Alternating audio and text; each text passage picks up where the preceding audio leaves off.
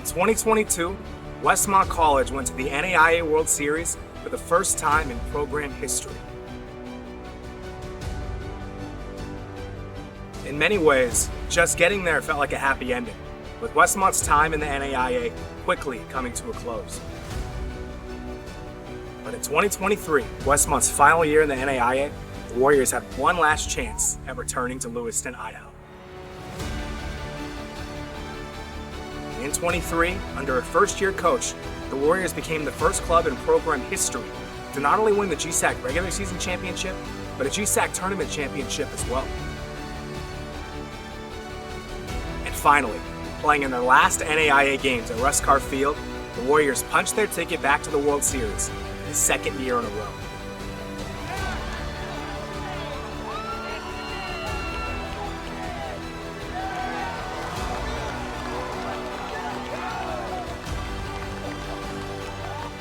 This is the story of Westmont's final trip to Lewiston and their final days competing in the NAIA.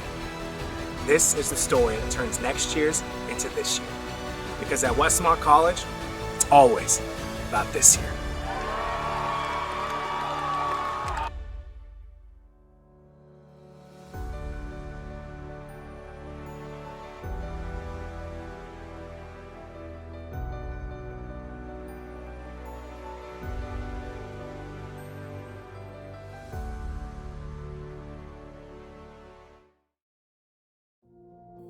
With our time together, not only will we spend time with the players and coaches of the 2023 team, but we'll also spend time with the two winningest coaches in Westmont baseball history, Robert Ruiz and John Kirkard, two men who know firsthand the legacy of all who came before. Hello, gentlemen. Introduce yourselves and tell me your years that you coached the Westmont College baseball team. Robert Ruiz, head baseball coach starting in the summer of 2009. I was the head baseball coach here at Westmont for 13 years. John Kirkard, I was a student athlete here from 77 to 80. That's 1977, 1980. And the head baseball coach from 1984 to 1996. So another 13 years. That was back when this field was mainly soccer. And we would practice at Carpinteria High School, and I had a small Chevy Love pickup that I'd come down to the shed and throw all the gear in the back of my truck and drive it down to practice. And I'm convinced even to this day that's why I didn't get cut in my freshman year, because I was a very good ball club. 13 years following John's final season in 1996, the Warriors hired Robert Ruiz as their new head coach. At the time, Robert was an assistant coach at Azusa Pacific. I do remember my first reaction, and I think I shared this at an alumni dinner, was, they used to, the comment about the Lord, could anything good come out of Nazareth? And Azusa Pacific, where he coached before here, we were bitter rivals. And my first thought was, can anything good come out of Azusa Pacific? What I'll reflect on first is just how much gratitude I felt that not just Coach Kirkard, but specifically Coach, and then also all of his players. There was something that stood out to me. I was incredibly grateful that I had a group of people that took their time to reach out, to invest in me, to tell me the stories about what this place meant to them, how it impacted their lives. And I felt that as a young first-time head coach, it's really easy to have self-doubt, and coming into a situation where a program had been struggling for a little while, knowing that there's a hill to climb, it's a lot easier to climb that hill when you're not alone. While Robert took over a program that was struggling on the field for quite some time, first-year coach Tyler LaTorre picked up a program that had just reached the pinnacle of its existence up to that point. I think I owed it to Robert to continue on a legacy here. I think the traditions, the standards, the expectations, they increase every year. For the 2022 team to make it to Lewiston for the first time, it was always something in the forefront of my mind to give these players, our school and this program, something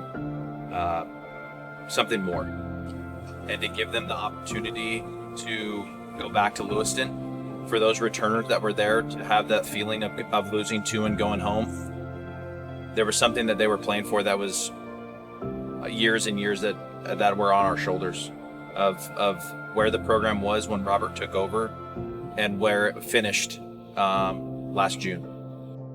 While this story's final act does take place in June, the Warriors still had to win a few more games at the end of May 1st. When Westmont began play in the 2023 NAIA World Series, the club was still in search of its first World Series win in program history.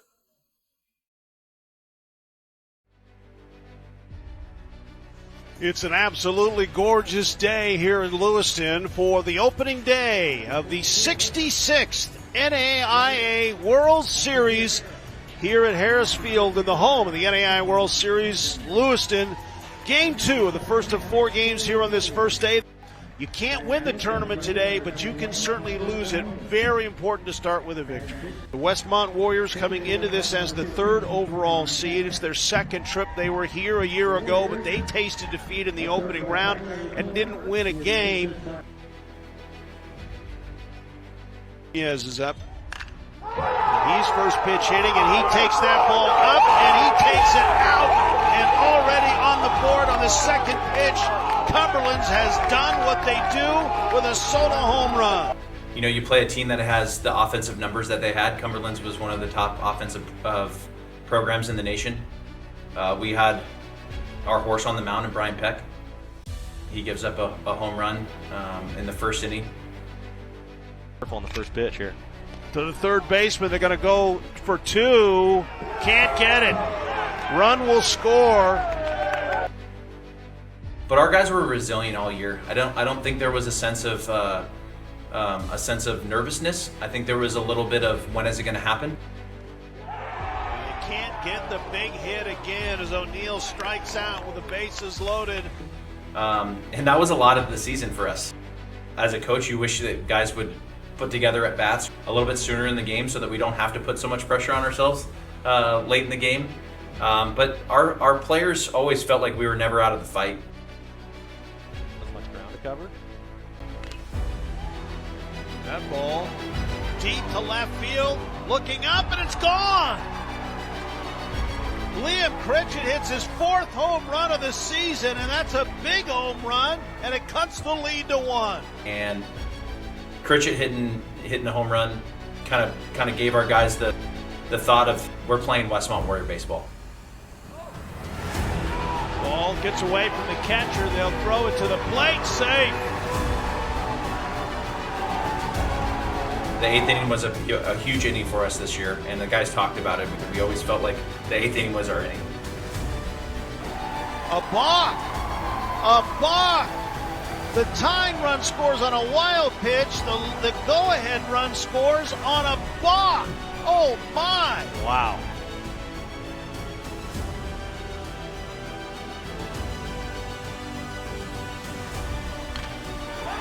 There's a base hit, and that'll score another run. Ball's hit in the air. Deep drive to left field. It's gone! A 2-run homer for Bryce McFeely, and the floodgates are open here. Yeah, I mean, honestly, I didn't think he was out. That's kind of why I sprinted out of the box. When I got to LT and I gave him a high five, and I was able to step on home plate and give my brothers a hug, it was unbelievable.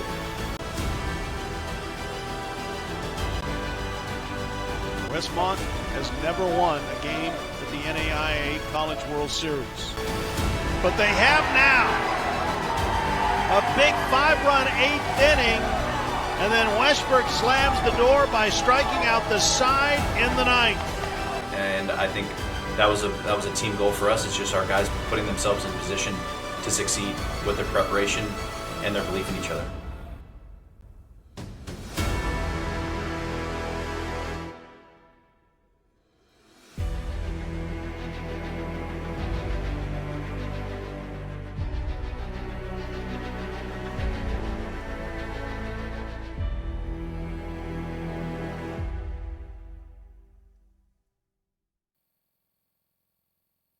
John Kirkhart's final season came in 1996. A year later, the 97 team won 20 games and advanced to the NAIA West region, where they would quickly lose 2 games and be eliminated. One of those losses came to who else but LC State. Following that 1997 team, however, it would be another 15 years until another Westmont baseball team played a postseason game. That takes us to 2012, and Robert Ruiz's third season as head coach. When you look back in hindsight, there's so many pieces and steps along the way that were I would call critical building blocks to getting to a point where we had a chance to really compete for a national championship. And we look back and laugh at some of those moments because they seem so insignificant in light of the recent accomplishments. But in those moments, we knew how massively significant they were, and they're well documented. You can go into our archives, and the stories that were written and told about those moments are there.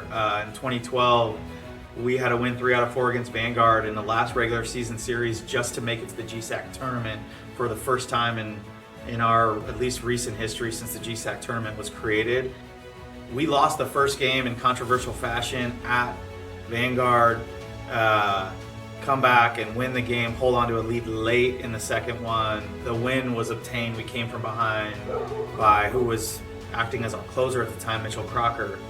Come back home to play a doubleheader Saturday. Mitchell does the same thing, closes out, gets the win. We come from behind. Tim Leary hits a go-ahead home run. Mitchell storms off the field after that game and says, I want the start in game 4. Guy just closed out 2 games, got 2 wins. I mean, that's as old school and gritty as it gets, but it was an amazing story. And then he comes out and pitches the game of his life. He gets the win, and we dogpiled on our field for being the 6th place team to make the conference tournament. I still have pictures in my office of that moment. It was so big. It was Westmont plays after the regular season. I think that was the first moment that told us we can compete for something higher than just showing up and being involved in this conference. And if you look at the trajectory and the records and the postseason opportunities that came after that, I think that was a major tipping point. In 2012, the Warriors accomplished something that at the time felt like the greatest feat in the world. What that team didn't know, however, was that win to get into the GSAC tournament began a decade of success at the postseason level like Westmont had never seen before. Fast forward to 2023. Westmont finally did win their first game at the NAIA World Series. What the 23 team didn't know, however, was that win was also only the beginning of something special. On to Game 2.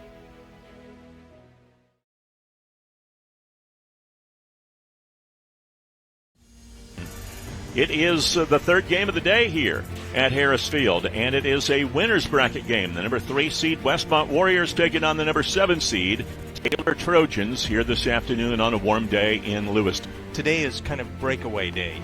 You find out who's the serious contenders and who maybe is the pretender. Finn Snyder rips it down the left field line. That's going to clear the bases off the base of the wall. It's a 7-run third inning for the Westmont Warriors. And the Taylor game was almost a microcosm of our year where we go out early, we get punched in the face, we come back, they come back. So it was a back and forth battle with 2 really good teams. The outfield. And there's a drive deep into left field. That ball's on its way, and it is gone. And it's an 8-6 ball game. Home run number 20 for T.J. Bass. Taylor was down 8-0. There's the elevated fastball, and he didn't get elevated enough. Sam Glad elevates it, though. His second home run of the ball game. And Taylor rallies from an 8-0 deficit. They have a 9-8 lead here in the bottom of the 5th. First pitch strike to DeSeger. And a little more momentum goes to the side of Taylor. What was Ryan DeSeger dealing with? Ryan DeSeger was grinding out the whole entire year. Ryan DeSeger was the ultimate warrior for us. Not only did he play the lockdown third base, but I think he even overachieved with the bat in his belief over the course of his time here to have a magical swing of the bat after hurting his shoulder and ultimately dislocating it. He put the team on his back. I definitely knew something was wrong, and I didn't know if that was going to be my last swing. This was the first time I was genuinely concerned if I was going to be able to play again or not. Yeah, I think by the end of Lewiston, my body had given up on me. But I mean, it couldn't have been a sweeter ending. Couldn't have written a better story. Really weren't sure if I was going to be able to play. in that Taylor game, which was scary. It was kind of a weird thought. I never pictured my career ending like that. I think it was one of their better arms. Dude was like 92, 93 from the left side, and honestly, he just hung me a slider, and I elevated it, and I think it was the furthest ball I've ever hit. That ball's hit deep to left field, and there goes Westmont back on top. And that is Ryan DeSeger putting Westmont back on top. Off the bat, I knew it was gone. I got fired up. My dugout was fired up. One of the best feelings. I mean, as a baseball player, that's what you dream of.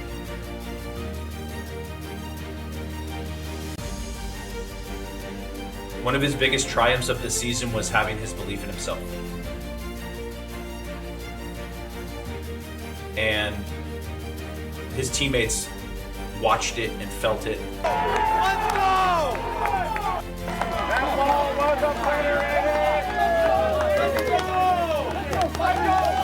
I think I watched that video about 100 times, just wishing I could do that one more time. But that's one of the best memories I'll ever have.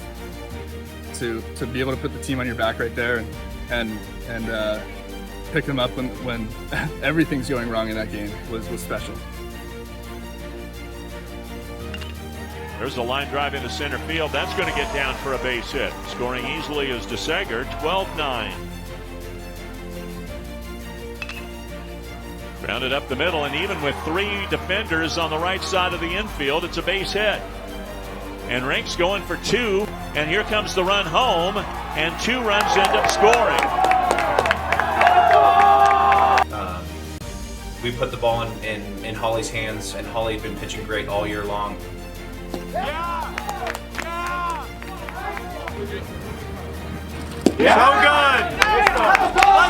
And ultimately we prevail because of our experience of our older guys. Cole ball with 6 RBI. Hard shot, but right to short. There's 1.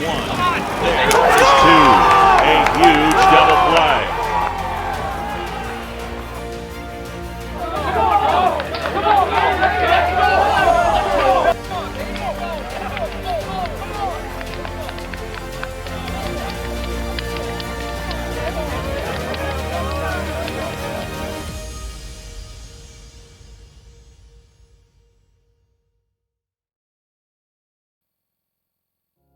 In 2023, the Warriors did win their first 2 games in Lewiston.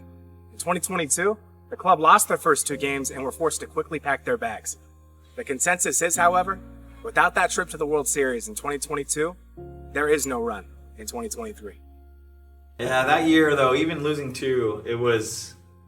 So good. Yeah, it played the role it needed to play in the bigger picture, and like last year coming out on the field when they won the regional to go back to Lewiston, I mean all those upper class returners, I saw it in their face. They were we're on a mission. They said last year this finishing here, that was the pinnacle. We accomplished what we've been trying to accomplish for so long, and that was it. We don't win it in 23 unless we go in 22. Like, that's the honest truth. Having been in that moment, our guys knew what it felt like. They knew what it looked like. And I think it just honestly left a bitter taste in a lot of their mouths because we knew we left a lot of stuff out on the table.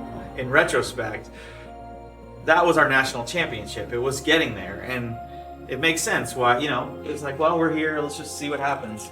But last year I'm standing there handing out the trophy, and those guys were like, we have so much work left to do. I mean, it was just, they were driven, and we were on a mission. And so I was like, they're going to win a couple games out there, I think. But there was just a mentality, a perspective shift of having been there in 22 that allowed the guys to fulfill it in 23 at the end of the day.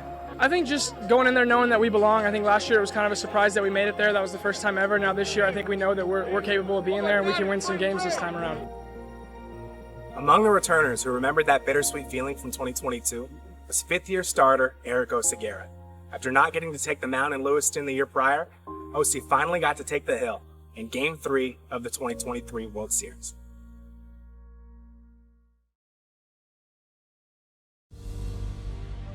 As we get ready for winner's bracket action at the Avista NAIA World Series, where this evening, the number 4 overall seed, the Crusaders of William Carey, take on the number 3 seed, the Westmont Warriors. The only 2 teams left unbeaten here in this World Series. Both teams 2-0. Should be a good pitching matchup.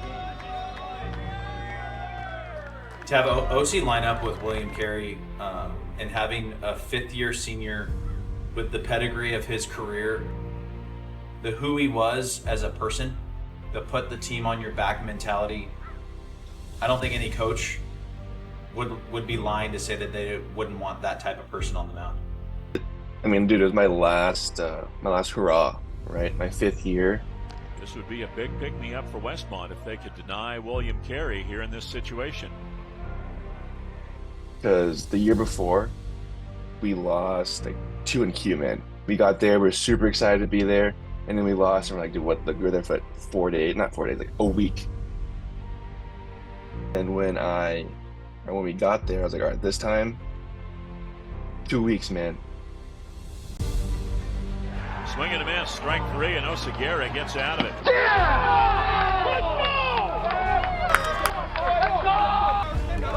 I just wanted to set it off, man.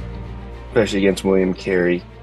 I was like, that was my last college outing, especially in Westmont uniform. So I was like, dude, I gotta do it. I gotta send it off well.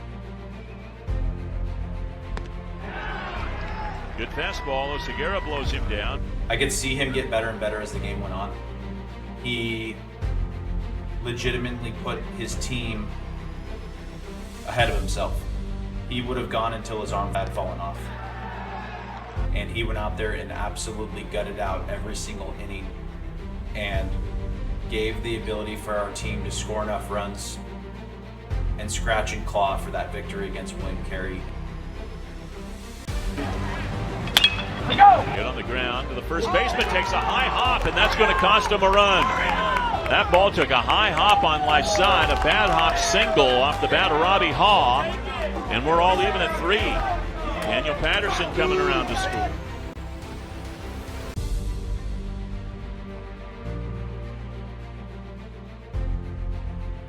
And they're going to go to the bullpen.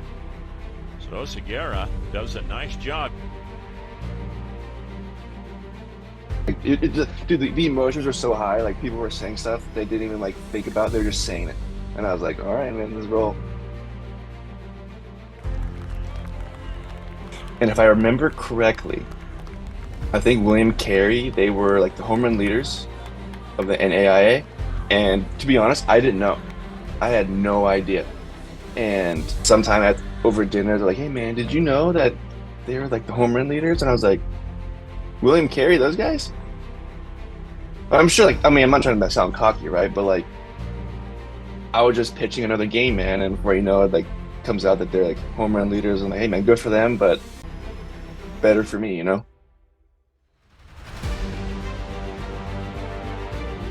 Run in scoring position with only 1 out. That ball's hit into the gap in right center field. That's going to break the tie.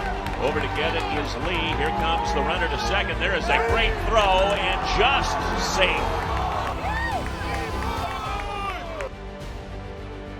I don't know. I think I blacked out, to be honest. I probably hit the lamest double celly that you've ever seen.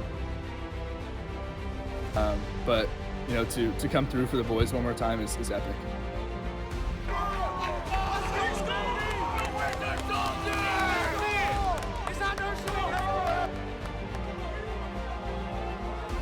We could hand the ball over to Zach Yates. Being able to give the ball to Gabe Arteaga to close the game out. Runners at second and first here. The 0-2 swung on and missed. A huge strikeout, I said. But he's at third now. High fly ball hit a mile high into right center field. Soper, the park will hold it. Soper is under it. He's got it. And the Westmont Warriors are 3 for 3 here in Lewiston. Westmont, the lone undefeated team left here in Lewiston.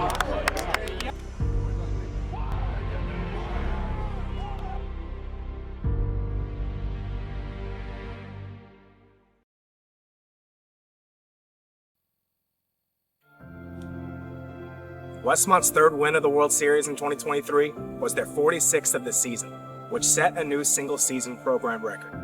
One of John Kirkhart's best teams was the 1989 club that won 34 games en route to a promising run in the NAIA postseason. Probably the best team that we had was 1989. I think we closed out the season with 26 wins and 2 losses. Those last two were the two. If we had won those last two, we would have gone to Lewiston. That's as close as we ever got. But that was a team that had maybe 2 all-district players, period. Yet we won the district championship. So it gives you an idea of the unity and the continuity of and the team approach that club had. And I text those guys often. In fact, I texted them last night saying, hey, we're putting this thing together. They're going to include me. Pray for what goes on. And my phone just blows up with 15 guys. But that gives you an idea. You know, it's what, 30 years ago now, or close to it. And that's joy. That's fun. That 1989 district championship team fell 2 wins shy of what would have been their first trip to Lewiston in program history. Fast forward to 2023, Westmont is now just 2 wins away from winning it all. Standing in the way of the national championship game, however, the reigning NAIA World Series champions, the 57-win Southeastern Fire.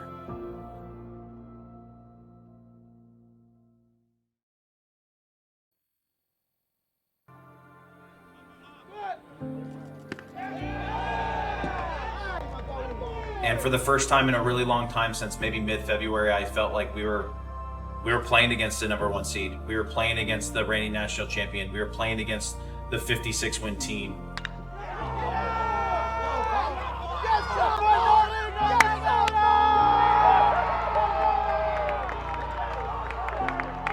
We came out flat. We came out looking around at each other to see who was going to step up. We were looking at their dugout to see how they were reacting rather than worried about ourselves.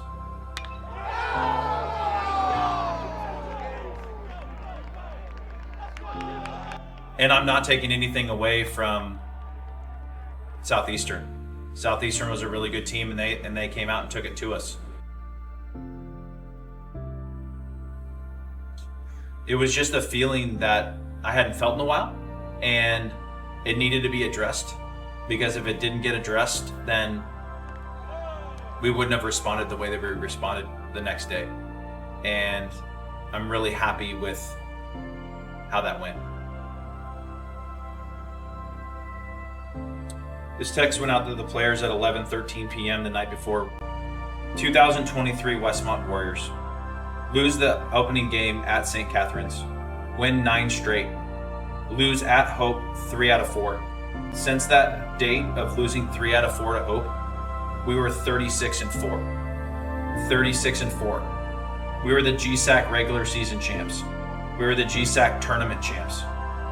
We got to host our own regional, and we ran through it, going 3-0. We went 3-0 through the winners bracket. We set a school record with 46 wins. We are the only athletic team to play a game in June ever. The above is who we are. The story is left unwritten. We take care of business tomorrow.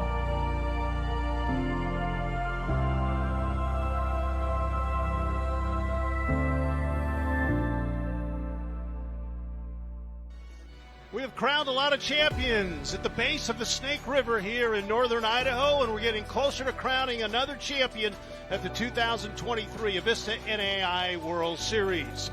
Westmont and Southeastern, 2 of the top teams in the country. The winner advances to the title game. The loser packs their bag. I mean, LT did a great job of kind of calming us all down and say, hey, like it's one game. Just go out there and play our best brand of baseball. We're in the final 3. You have a chance to go play for a national championship. I mean, this season, even if we were to lose that's still a successful season. So we're at this point, we're kind of playing with house money. I think we knew that, hey, if we're going to win this, we got to beat this team anyway because they won it last year. So, I mean, there's only one way to go through it, and it's to go through some of the best teams. And I think that's what we did. I mean, this team has been like at the top since I've known the NAIA. Like, there's been no one up there except them, and just to be able to see them like play against them, it was just a cool feeling. Like, I was just, I'm gonna go compete, give it what I got, and let the rest take care of itself. Swing and a miss.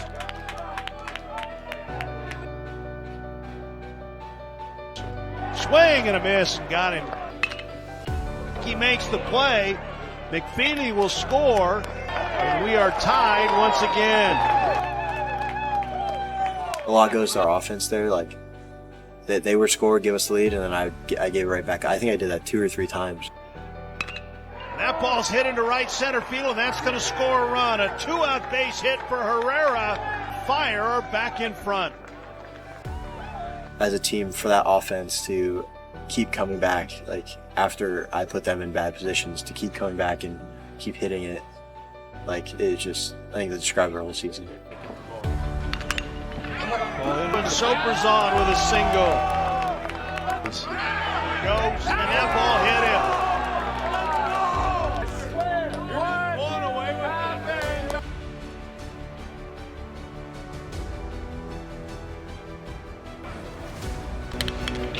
Hit into the hole. That'll score 1. They're going to try and score 2. Bryant with a big arm. Not going to get him at the plate. A bases loaded single for Ryan DeSager, and we are back in front with Westmont leading it by a run. The way that Southeastern set up their lineup, the top of the lineup, we felt like we could get them with velocity. And so that was the decision to go with Zach Yates, for him to come in the 6th inning and face the top of the lineup. Now he struck him out. Strike 3 call.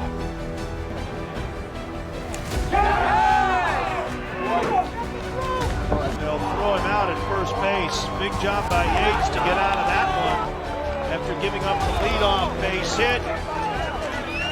We'll go to the 7th inning. Westmont leads it by a run. Every single person in that lineup had the ability to hit that ball 450 feet, and they managed to escape it. And not only escape that, like nothing. Time for DP to run. Got it. On the run. Stolen base.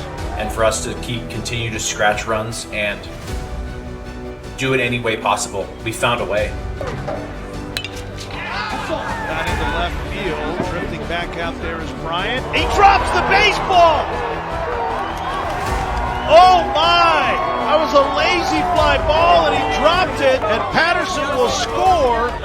And to see a game plan come to fruition with a team that's a #1 team, well, that's why baseball is so amazing. So he wouldn't have got away with it anyway. Popped up a mile high in the infield. The shortstop, no, the second baseman, Rank is calling for it, and what a job by Lucian Westberg. At the Southeastern game, that was a little revenge from the night before. Strike 3 call, and Cullen just stands there.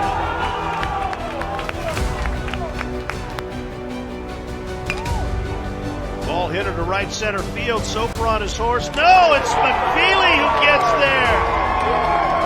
Wow, Westmont keeps Southeastern off the board. It was nerve-wracking. I was sitting in the corner of the bullpen, shaking the whole time. Westmont can hang on. They will play for the championship against Lewis Clark State. Feely calling everybody off in right field. He was played perfectly. Drifted back a couple of steps. First out of the inning. Down the line, McFeely got a long run to go. I mean, it was right in front of me. I was screaming at him, like 3-2-1, like letting him know he's getting to the fence. To go, can he get there? Got a beat. And I was not going to let a wall stop us from making it to the national championship game. Can he get there? Got a beat on it. Did he catch it? He did! We lost him with the seats. McFeely made a long run to get it. Wow! 2 outs! And it was special. I didn't know McFeely had that in him. I was like, did he catch that? No way. And I was like, oh, I hope he's okay. Because he hit that full speed. That catch was the best catch that I've ever made. it happened right in front of, like, he was in my lap when he caught that ball. The defending champs are down to their last strike. Strike! And Westmont has moved into the championship game, and we will have a new champion this year. It was awesome. I just kind of lost my mind.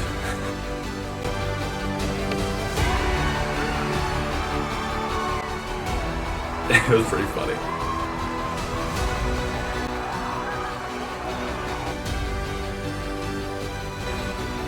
Did they have better talent than us? Yes, but they weren't a better team than us. We had it.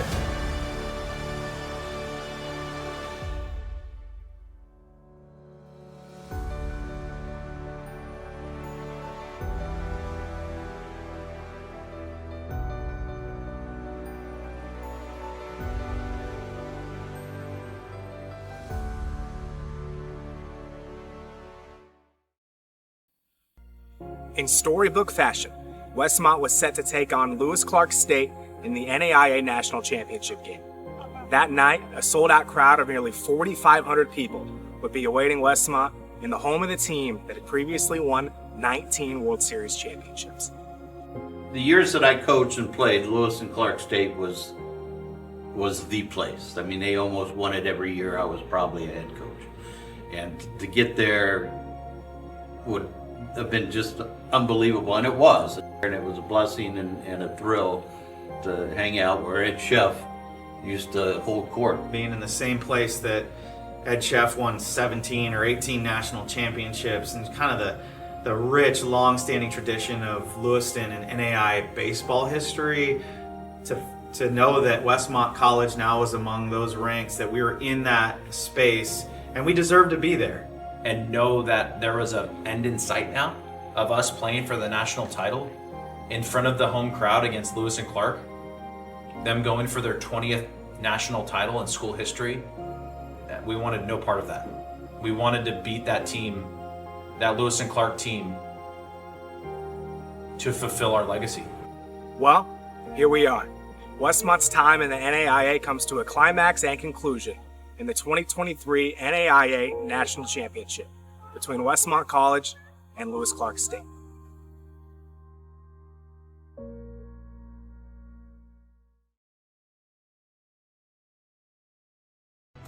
Lewis Clark State College is the home of the NAIA Championship, and they're lined up around the block because the team that calls Lewiston home is in the championship game. The Warriors of LC State trying to win their 20th title. The Westmont Warriors, first time ever in the championship game, looking for that very first one. LC State did not play yesterday. They're going to start Trevin Hope on full rest. Chase Goddard is not on full rest, the starter.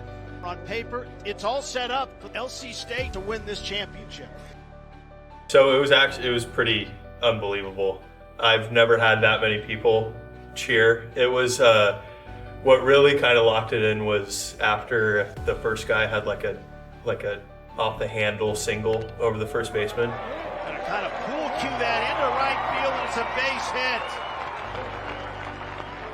And the whole stadium erupted, and that was kind of an out of body experience where it was like, oh wow, these guys really, really love LC State baseball.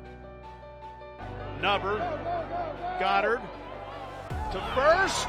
That's a heck of a play by Goddard, who throws a strike. Obviously I was on short rest, but didn't really feel it because of the adrenaline, so.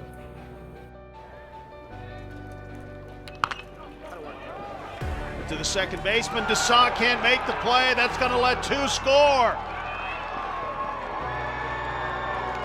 And Westmont has their first lead of the game.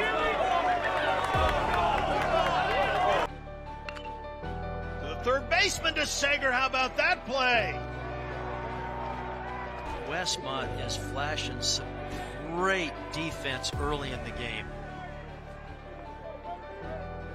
Rank will lead it off, the two-hole hitter. It's 2-3-4, and he sends that one, gives it a jolt into left center field. All the way back is Booth. He can't get it. Rank never slowed down, heading for third. He will be in with a triple.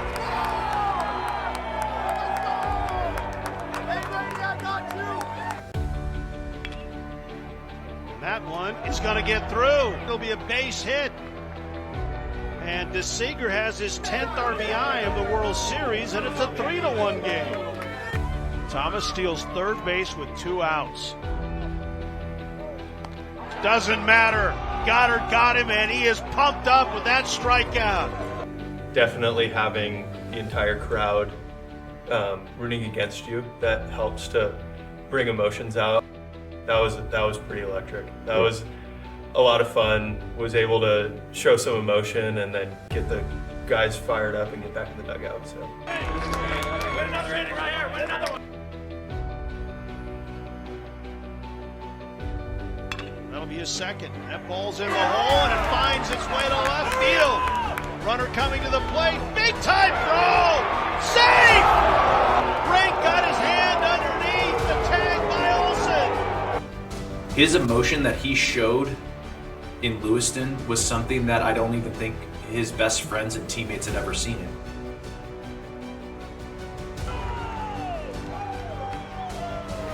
Yeah, it was a base hit, and I thought I was scoring easy. I knew LT was sending me because it was a base hit to left, and I got a good jump off of it. And, you know, I'm running in. I'm like, oh, I'm going to be safe. And all of a sudden, they're screaming, get down, get down. And I got down, and I was like, oh, my gosh, the ball beat me. But I knew the whole time. I was like, I know my hand's in there, but usually, you know, when the ball beats you, the blue calls you out. And I was like, I was trying to get up to say safe, and as I was saying safe, he called me safe, and the whole crowd was screaming. I was just... The reason why that picture is up in my office is because in that still frame is 4 years of accomplishment. Having that passion, I think it was just built up to that moment, and that was a perfect time for me to let it out and try to rally the boys to finish the job.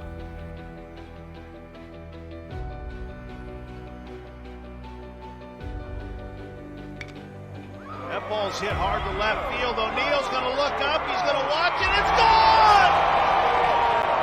Charlie Upgrade has got the people here in Lewiston on their seats with a 3-run bomb. Nothing gets you back into a game quicker than a 3-run home run. That game was all about Warriors. Neither team felt like they played a clean game. There was defensive miscues. Whether it was having a terrible error and having someone hit the ball 45 feet and score. Coach is third. Back to the mound. Nice play by George to go up and get it, and then he rolls it, and it goes into the right field. McFeely's going to go all the way to third base. And now they're going to send him home. He's going to score on a ball hit to the pitcher. Oh my goodness. This is a first. To the shortstop, bounces, hits him in the chest, not in time, throws it away. That'll allow the runner to go to third, and we're all tied up. Whoever won that game was going to feel that they had overcome a lot, especially in a national championship game. We talked about all the time, like, things are going to go sideways. It's how we react. And we worked on it all year. I think it just all came together at the end right there. Thomas hits it high into the air, but mile high, and McFeely is there. Thomas' first pitch swinging, pops out. So the rally is quashed there. We'll head to the bottom half of the 8th. Still tied at 6. I knew we had it. Yeah. Again, bottom of the 8th Warriors, 8th inning Warriors, we had it. Get to Desai. Off balance throw, can't make it. They just walk to Seager. And they'll get to Bryce McFeely. Ball 4. McFeely draws the walk.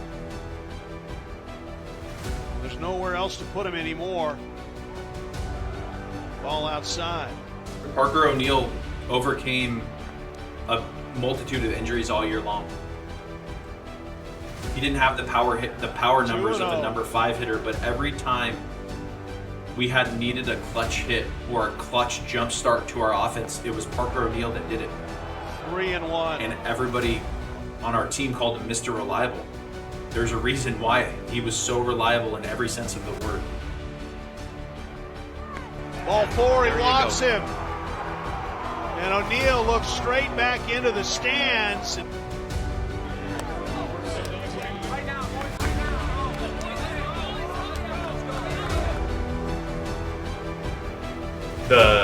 One of my favorite pictures of that whole thing was when Parker O'Neal had his hand on his ear. That was awesome. We head to the top of the ninth. The Warriors need one, or Westmont is the champs.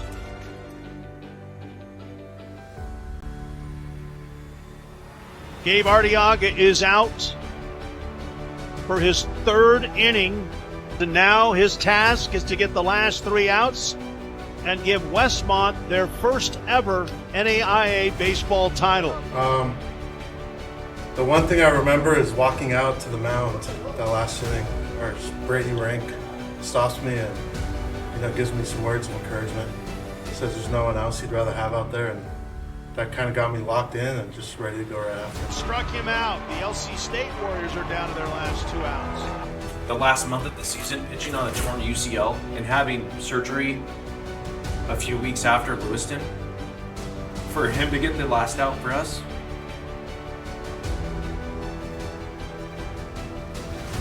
it just showed what this program was about. The ball's hit in the air. Marquez to center field. Soper an easy out. Out number 2. LC State's down to their last out. I think any of us in the bullpen could have got those outs. I was just lucky enough to have my name called. Now a single ties this game.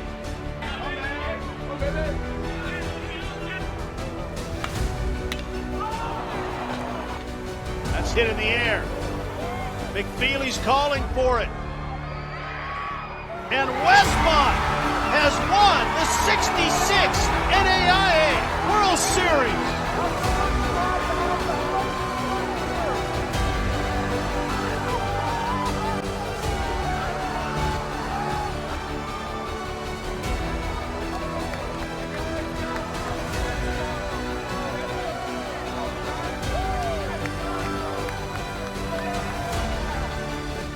And I'll never forget, after that last out was made, looking into our dugout and seeing the amazement of our team.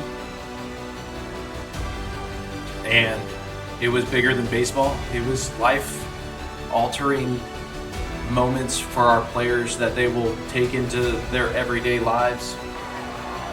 And to be able to dogpile in Lewiston was something that was just a figment of our imagination. There was instances where I didn't believe, and our players continue to push me to be better.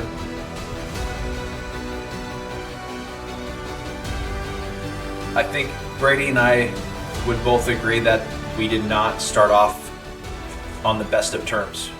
Yeah, no, it definitely got off to a little bit of a rocky start. I think we kind of clashed heads a bit at the beginning of the fall, but I think as the season went on, he probably is my favorite coach I've ever played for. We always kind of joke about, we're going to dogpile at Louis, we're going to dogpile at Louis, but then to actually do it, everyone's crying, emotions are just so high. I mean, that's something that I'll never forget playing, and something that, this group will cherish forever.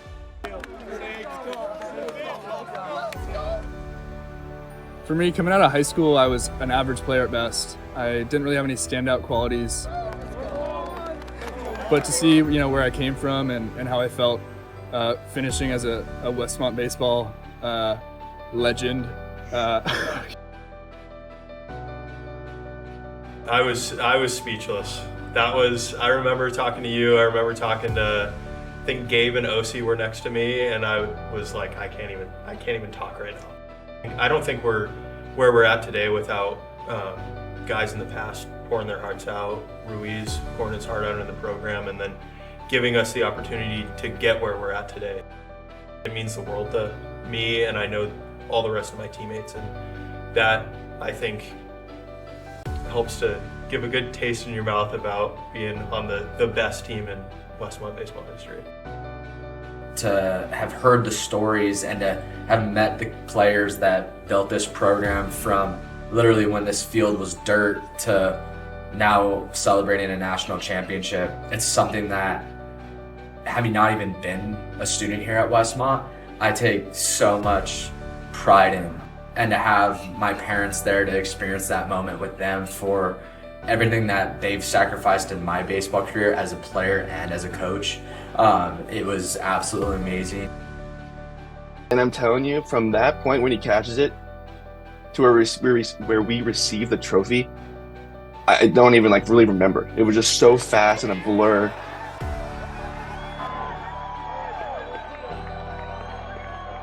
I always tell people that was the most fun 2 weeks of my entire life.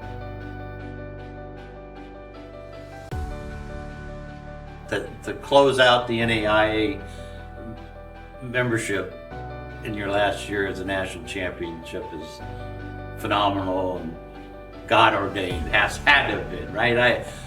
It's a good argument for the existence of God, in my opinion. Right? Absolutely. Yeah, it was in so many ways just felt like this is too good to be true. Like God blessed something that we poured our lives into, that we believed in, and it did something that maybe we did or never even really imagined that it could.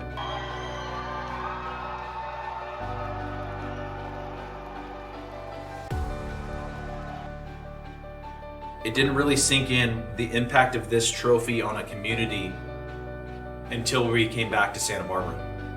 And we came down that escalator at the airport to see the amount of people it affected.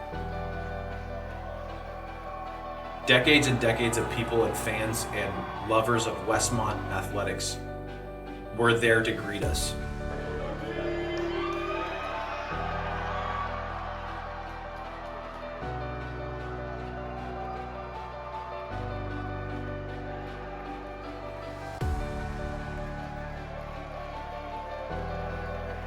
To see the people there that directly impact this program,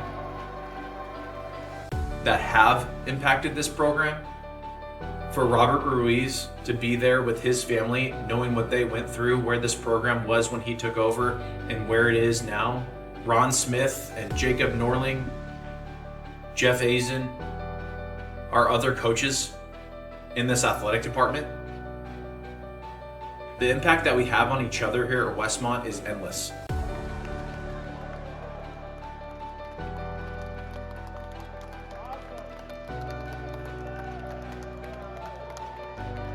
It was always about next year, right?